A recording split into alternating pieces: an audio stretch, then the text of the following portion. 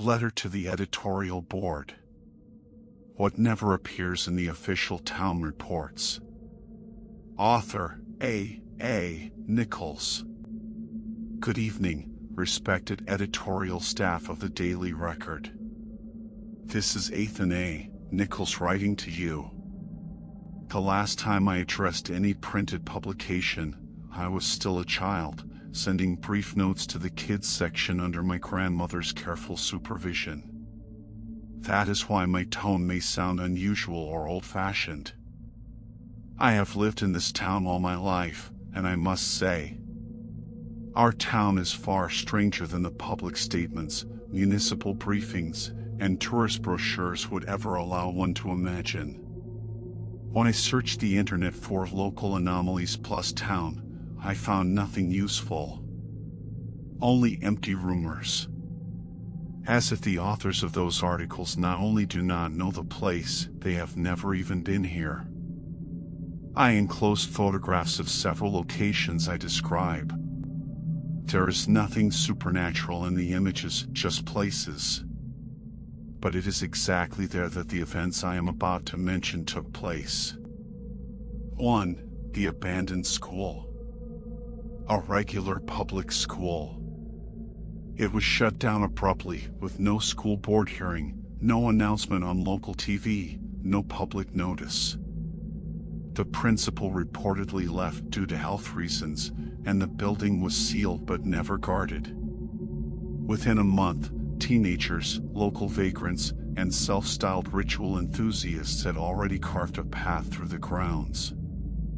The building stands in the center of a residential block, so people constantly cut through it. Inside, everything has long been shattered, windows gone, tiles smashed, lockers broken. The strangeness lies elsewhere.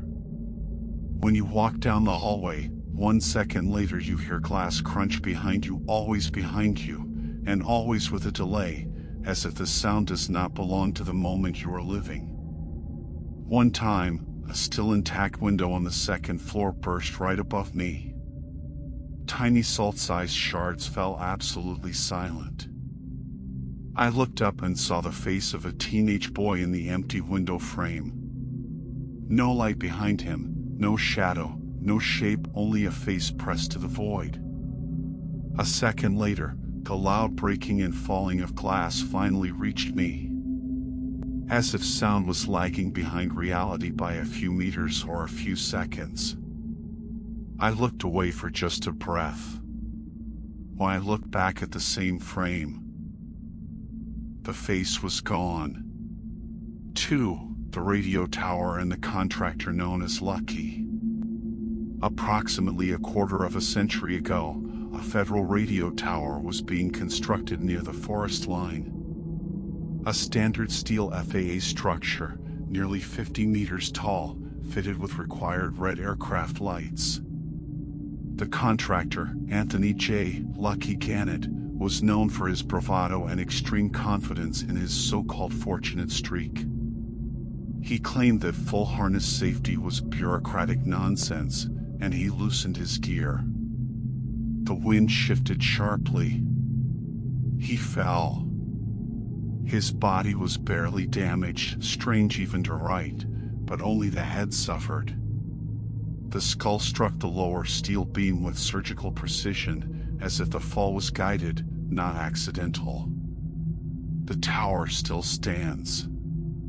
According to night patrol rangers, sometimes a bent figure lingers by the road's edge, shoulders too long, a bag-shaped head silhouette. If you take even one step toward it, it dissolves into the tree line. 3. The White Harbingers. They never look the same twice. Unclear, pale, without a light source, but somehow reflecting light that should not exist around them. They appear before events. Before collapses, accidents, disappearances. I saw them for the first time as a teenager, inside a burnt roadside diner where we snuck in to smash glass bottles. First, there were footsteps on the roof. Then something fell inside, totally silent, like a frame cut out of an old mute film. It stood up. Not remotely human. Multiple legs fused around a central trunk-like segment.